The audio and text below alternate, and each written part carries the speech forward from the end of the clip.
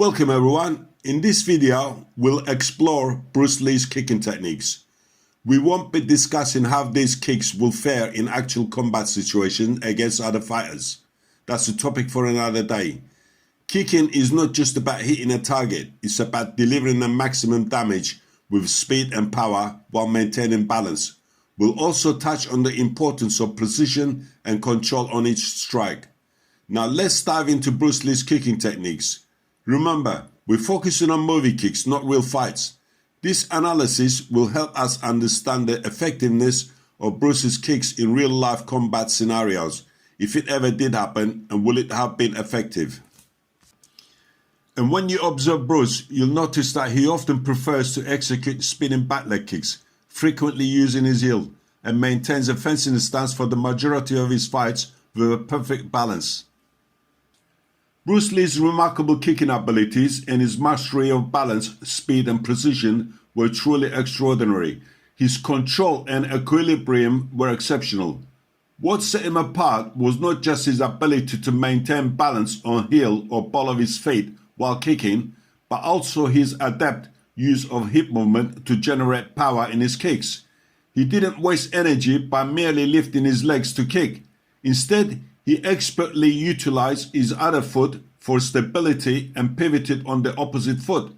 Simultaneously, he orchestrated his positioning of his upper body, head, eyes to see contact point, and arms to maintain balance while employing hip movement to infuse power into his kicks, all in a split-second movement, like Patek Philippe watch. It seems like Bruce preferred to use his heel as a weapon, roughly 75% of the time. He used this as his favorite kicking technique. This choice seemed to enhance the impact and potential damage compared to a typical roundhouse kick. As a result, he frequently employed spinning and hook kicks to maximize the effectiveness of his strikes. The fluidity of his movements from his grounded stance to the striking foot resembled a finely tuned and effortlessly synchronized machine, consistently delivering potent blows. However, it was Lee's mastery of the fencing stance that truly set him apart. This stance became his signature, enabling him to defend, attack, and retreat with unparalleled skill. In this stance, he expertly manipulated his distance by bending his front knee and back leg, employing a pendulum-like movement that allowed him to fluidly shift backwards and forwards. Have a look at the fencing style sport, and you will understand how they bend their knee to attack and retreat or defend, and use this stance for fast attacks and retreats.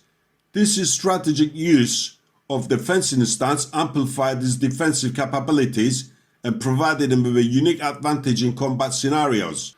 This particular stance serves a dual purpose.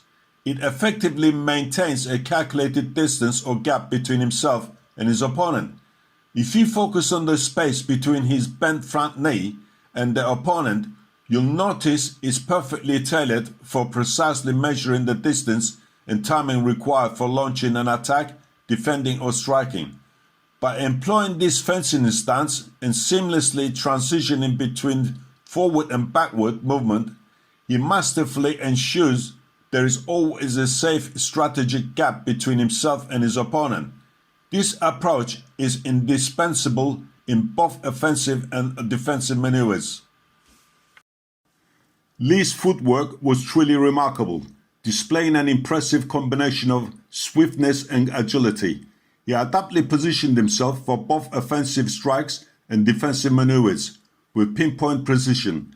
His agility enabled him to gracefully evade attacks while simultaneously delivering powerful strikes to his opponents. Bruce Lee's prowess in martial arts was not just about his phenomenal kicks.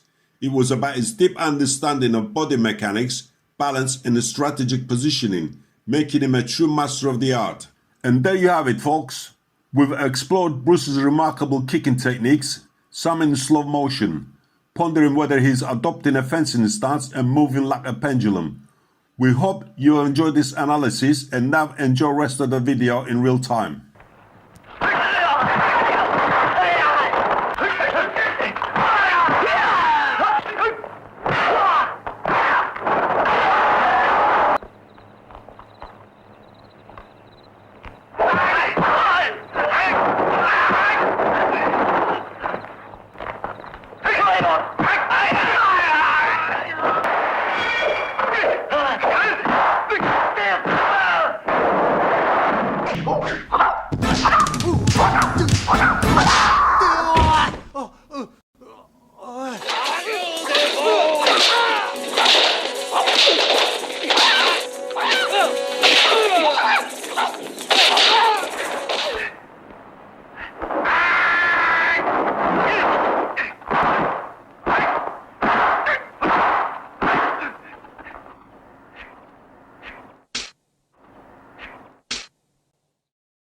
Thank you for watching.